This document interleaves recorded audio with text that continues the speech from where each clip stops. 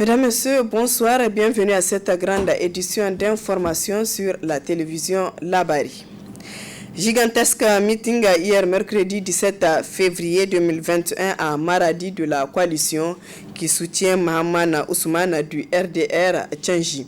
Un meeting qui a drainé une marée humaine animée par Mahaman Ousmane et les autres leaders politiques de la coalition qui ont tous appelé à voter en faveur du candidat du changement. Le compte-rendu de Hassan Saleh Mustafa. La mobilisation était exceptionnelle ce mercredi 17 février 2021 dans la soirée à Maradi. Les Maradawa, hommes, femmes, jeunes filles et garçons, déçus de la gestion des autorités actuelles et qui aspirent à un changement, se sont fortement mobilisés pour accueillir les leaders de la coalition pour une alternance politique CAP 2021 et ceux des forces républicaines pour le changement FRC. Une éléphantesque marée humaine qui dit oui à une alternance politique, donc à un changement. Occasion pour le président du MPN Kishin Kassa de rappeler à cette population de la capitale économique du Niger son calvaire sous le régime Gouri. Moi, je connais Maradi car je suis né à Maradi, une ville économique où les activités économiques marchent très mal sous ce régime. Tout est à terre. Ils ont tout volé.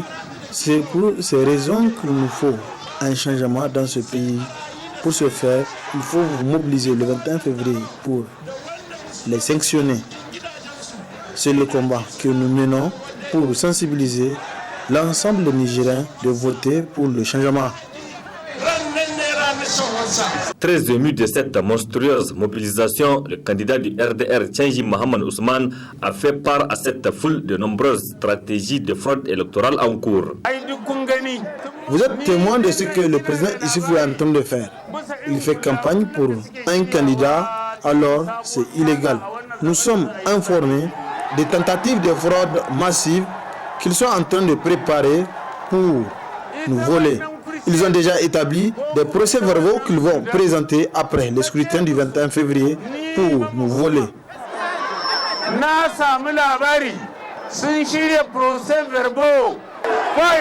Serez-vous d'accord avec cette pratique?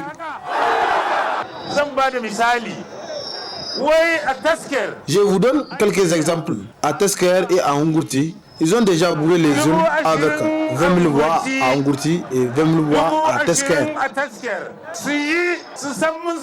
Parmi les intervenants, le président du Rassemblement national africain, Rana, également membre de l'Alliance des candidats pour le changement ACC, Dr Hamid Mamadou Abdou, comme il a eu à le faire dans toutes les localités des différentes régions visitées, il a aussi appelé les Maradawa de sortir en nombre pour voter Mahaman Ousmane le 21 février prochain. Merci infiniment pour cet accueil digne du nom que vous nous avez réservé. La majorité ici, vous êtes des jeunes et malgré l'énorme richesse dont regorge notre pays, vous n'en profitez pas du tout, du fait de la mauvaise gestion et du non-respect des engagements vis-à-vis de la population par les autorités en place. C'est pourquoi le changement est impératif et nous voulons que ça change au Niger. Donc, au nom de notre alliance ACC, je vous demande de voter pour Mahaman Ousmane, car c'est lui que nous estimons qu'il est sage et qu'il tient à la promesse. Et s'il plaît à Dieu, il contribuera pour l'émergence du Niger. Donc, votez Mahaman Ousmane le 21 février. Très engagé, très convaincu et très déterminé pour un changement au Niger, Dr Hamidou Mamadou Abdou rassure les Nigériens en général et les jeunes en particulier qu'un Niger meilleur est possible. D'où le choix porté sur Mahaman Ousmane, sur qui désormais l'espoir de la majorité des Nigériens se repose. Le procureur du tribunal de Zander a annoncé il y a quelques semaines que le fait de brandir le courant pour contrecarrer toute fraude pendant les élections était un comportement anormal tombant sous le coup de la loi pénale. Pour le professeur Djibril Abarchi, membre du sursaut patriotique, cette interprétation risque de conduire à l'absurdité. Plus de précisions avec le professeur Djibril Abarchi. Dans notre Constitution, depuis longtemps, nous avons inscrit que le président de la République doit prêter serment sur le livre saint de sa confession. Et ensuite, on a élargi le Premier ministre, le président de l'Assemblée, le président de la CENI, le président de l'ECSC, et là, bref, on a élargi à la Cour constitutionnelle, etc. Pourquoi? Parce qu'on est convaincu, le peuple est convaincu que les mécanismes habituels de sanction des comportements visés ne fonctionneront pas. C'est pour ça qu'on a pensé au serment. Sinon, on aurait pu se passer du serment confessionnel et dire, écoutez, si c'est le président de la République qui pose un acte qualifié de trahison, il y a des mécanismes pour mettre ça en œuvre. Si c'est le président de la CENI, si c'est la Cour constitutionnelle, toutes ces institutions-là ont un mécanisme de répression des comportements éventuellement anormaux. Mais pourquoi on ne se contente pas de ces mécanismes-là pour nous dispenser des serments confessionnels qu'on leur a fait prêter? C'est pour dire que aussi bien le constituant que le législateur ont conscience que les mécanismes légaux normaux ne suffiront pas à dissuader un certain nombre d'acteurs de commettre des actes répréhensibles. Et l'on a pensé que, compte tenu de nos coutumes et de nos croyances, la soumission au serment confessionnel est sans doute aussi dissuasive que la loi. Dans ces conditions, en quoi le fait pour une population de dire, mais tant qu'à faire, élargissons aussi aux autres citoyens, parce que les comportements non conformes à la loi électorale ne sont pas seulement le fait des gestionnaires du processus électoral, c'est aussi le fait du commun des citoyens. Ceux qui vont acheter les voix dans les concessions ne sont pas connus dans le système d'organisation des élections, mais ils influencent le système. Ils faussent ce que devrait être une élection par des comportements que la loi électorale elle-même a réprimés. Alors, on a entendu le procureur président de la commission locale dire « c'est une voie de fait ». Une voie de fait, mais regardons dans le code pénal pour voir si la loi a visé le fait de brandir le Coran comme un comportement anormal, illégal, mieux un comportement tombant sous le coup de la loi pénale. Mais ce qui est sûr, une telle interprétation risque de conduire à l'absurdité, c'est-à-dire encourager les délinquants électoraux en leur disant « faites ce que vous avez à faire de contraire à la loi, on va plutôt réprimer ceux qui cherchent à vous dissuader de commettre ces infractions. » Où est la rationalité humaine ici? On ne la voit pas, et on ne voit pas non plus la disposition légale, sauf à dire peut-être que plus tard, si le législateur estime qu'il est en contradiction par rapport, je ne sais pas à quoi, en soumettant le président de la CENI, les démembrements de la CENI, etc., au serment coranique ou au serment confessionnel, si un jour le législateur estimait que c'est mauvais et qu'il venait à dire soumettre les acteurs du processus électoral et les autres acteurs politiques au serment confessionnel, c'est quelque chose de mauvais pour notre société, alors il vaut mieux que le législateur sorte et le dise clairement. En ce moment, dans la foulée, on pourra également incriminer le Akalaya. Mais pour le moment, l'esprit rationnel ne peut pas voir dans un acte qui relève de la pratique coutumière et qui tente à dissuader de commettre les infractions, l'esprit rationnel ne peut pas voir dans cette pratique quelque chose d'anormal, encore moins quelque chose d'illégal, puisque c'est conforme à l'esprit de la loi. Dans un communiqué rendu le 15 février dernier, le procureur de la République près le tribunal de grande instance hors classe de Niamey a appelé les acteurs politiques de la société civile et l'ensemble des citoyens au respect des lois et règlements afin d'éviter tout acte susceptible de dresser les uns contre les autres au cours de cette campagne électorale. L'acteur de la société civile, Nuhu Mohamed Arzika, a réagi par rapport à ce communiqué. On l'écoute. Effectivement, nous avons suivi avec beaucoup d'intérêt le communiqué du procureur de la République près le tribunal de grande instance hors classe de Niamey, qui a une compétence juridique limitée à la ville de Niamey, strictement à la ville de Niamey, mais qui a fait le communiqué qui est passé sur Télé Sahel. On a comme l'impression qu'il avait agi comme s'il était le procureur général près la Cour de cassation, qui lui a une compétence territoriale globale et qui concerne l'ensemble du pays. Nous nous sommes interrogés sur les motivations qui ont amené le procureur de Niamey à sentir le besoin d'agir de la sorte. Et aujourd'hui,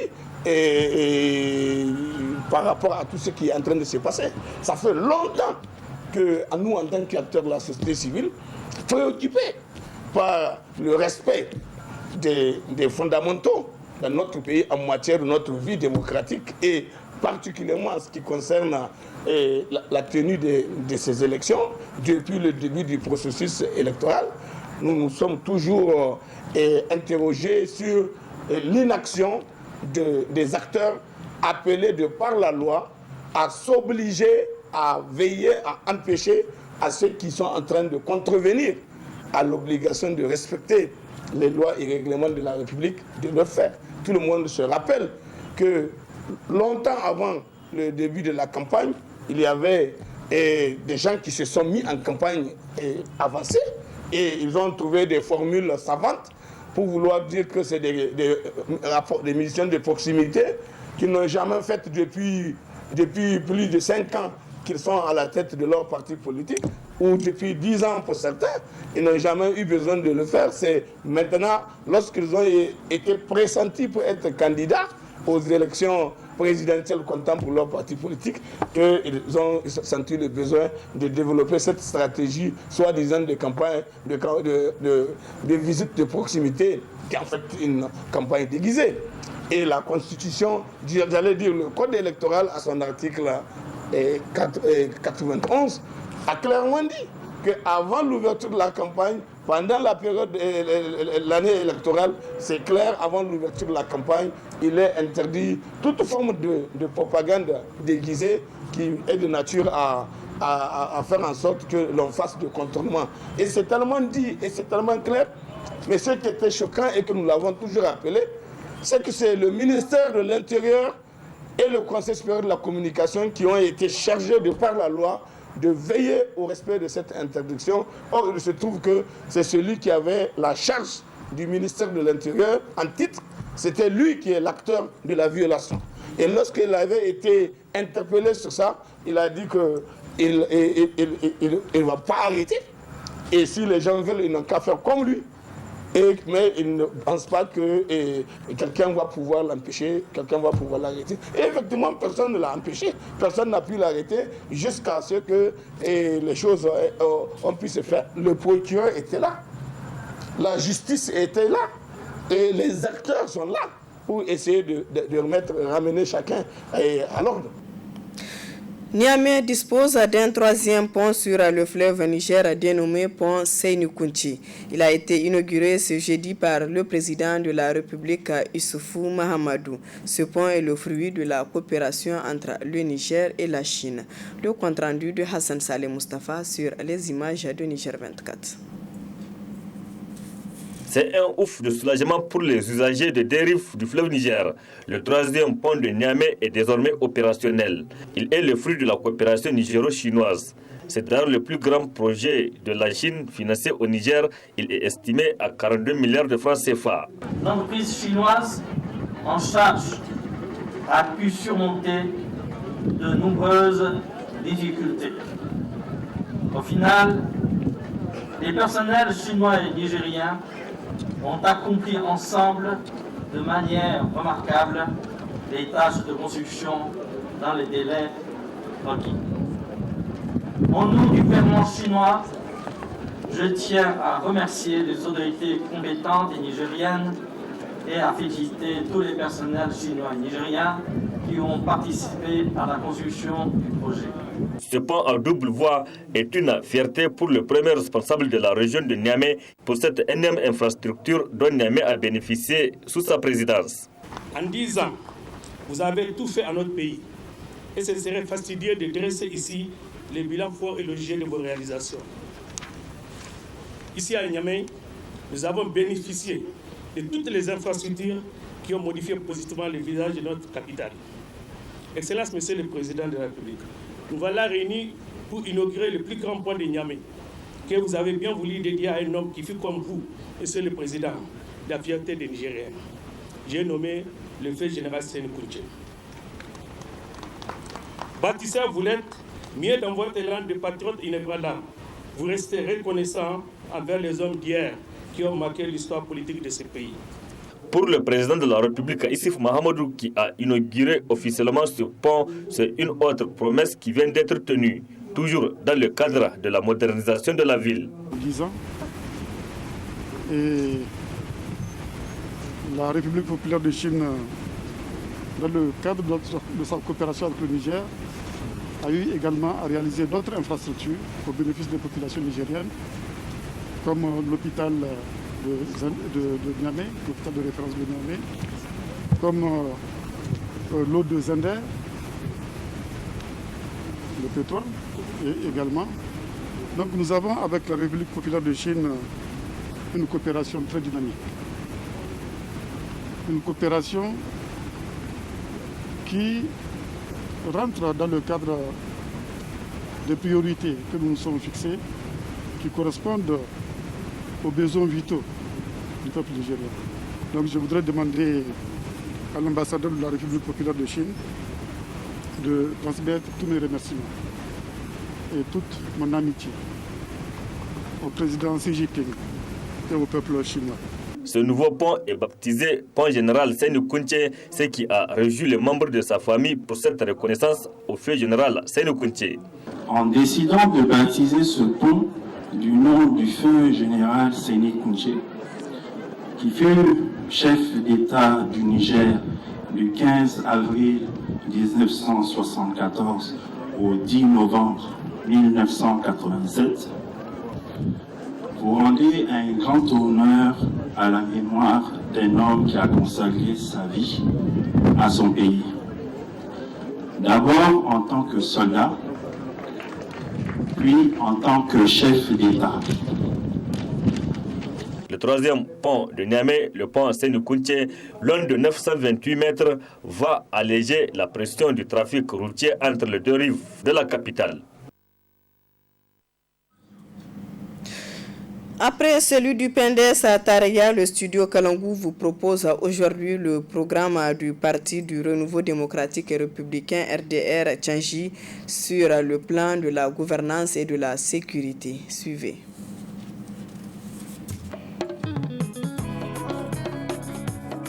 Dans le programme du président Ousmane, c'est de faire en sorte que, au sein de l'administration, qu'on promeuve ce qui le mérite en termes d'expérience, mais en termes de compétences. Et à ce moment-là, ils vont respecter les règles de ce qu'on a dit de la redevabilité, de l'imputabilité et de la réduction des comptes. Ça veut dire tout simplement que si moi,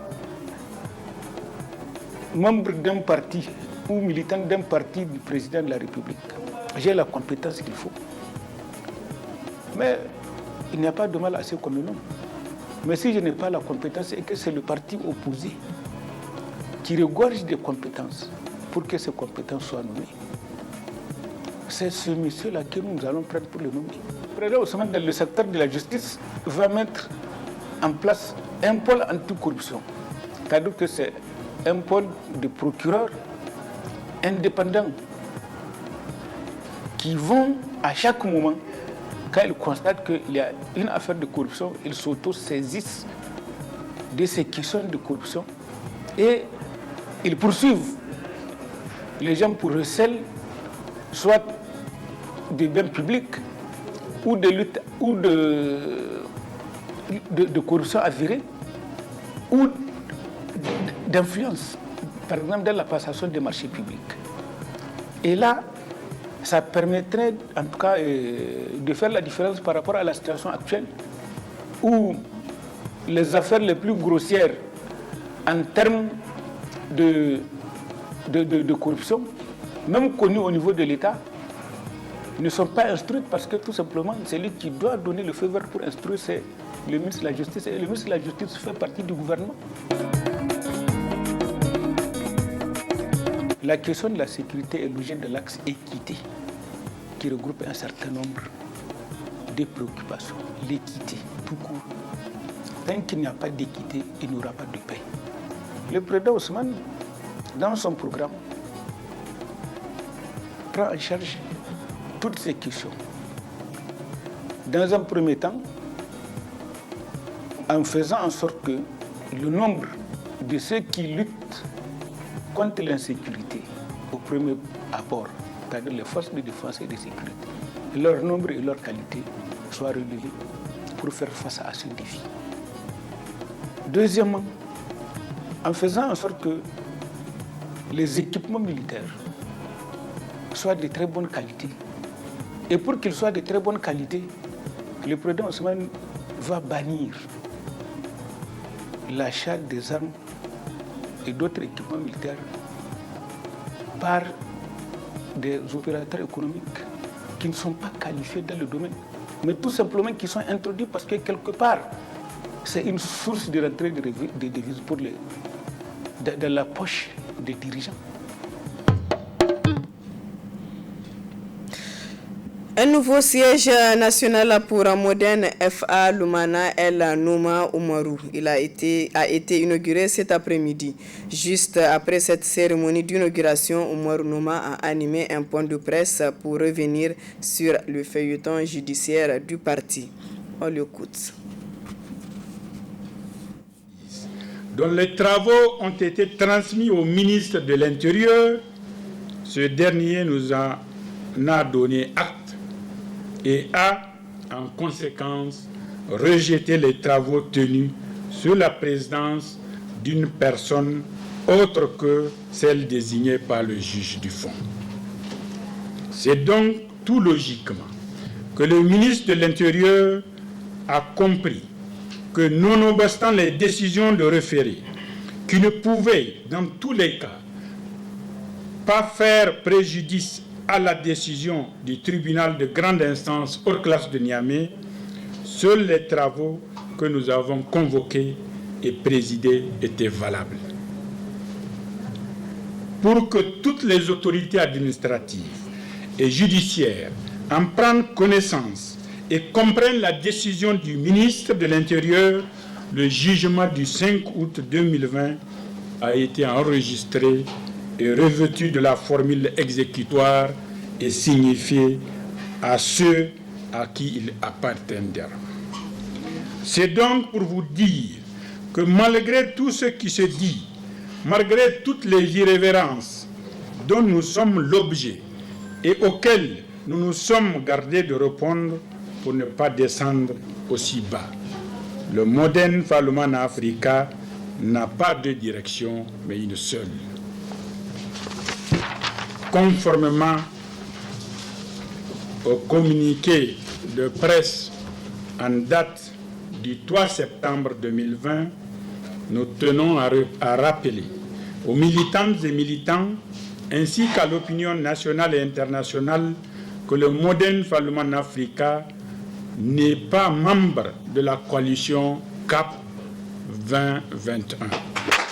Aussi, le Modène FA Lumana Africa n'est membre d'aucune coalition. Les propos discourtois et les appels à la violence proliférés par certaines personnes ne sauraient engager le Modène FA Lumana Africa.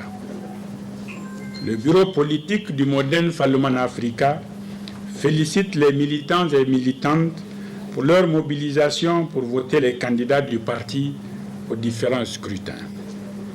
Enfin, le bureau politique national du Modern Falloman Africa lance un appel au calme et à la sérénité pour des élections apaisées le dimanche 21 février 2021.